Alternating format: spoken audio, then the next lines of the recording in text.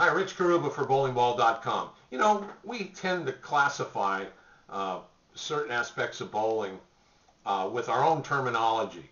And I know you've heard a lot of different bowling terms that aren't typical conversation language we use when we're not talking about bowling. And certainly the delivery style in bowling has different terminology. So we're going to talk now about the bowling power tweener delivery style. Tweener is just the word betweener. I don't think betweener is a word. We took the BE off the word between. So if you're in between a cranker and a tweener delivery, then you're a power tweener.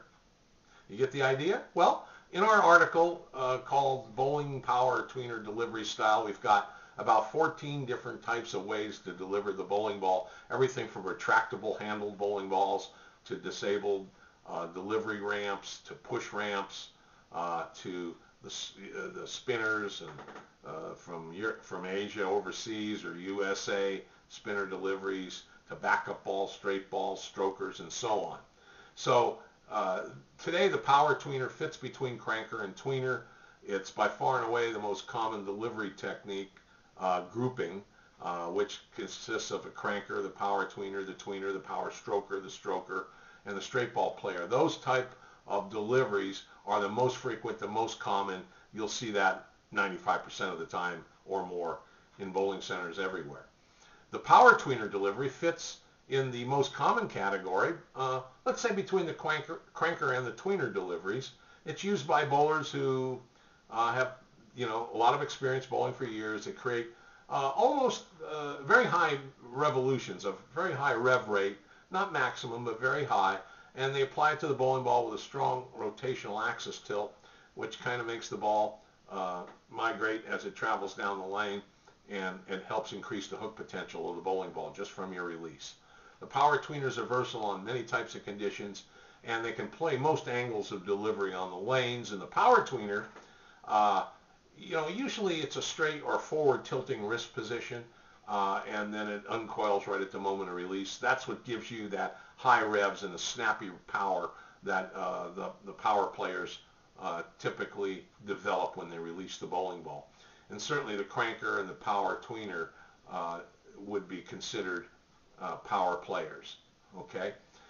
Now, a power tweener delivery creates a strong rotational axis tilt along with that high rev rate. So it usually has a backswing shoulder high or maybe even slightly higher to help generate good ball speed. You sure can't throw the ball slowly with a high rev rate. And it'll produce a high overall ball speed with a quick and snappy release. There are players who have a slower ball speed with a high rev rate, but it's more difficult to control the break point of the ball. So I should be careful to say that. Usually keeping real good velocity on the bowling ball is always going to be your best bet.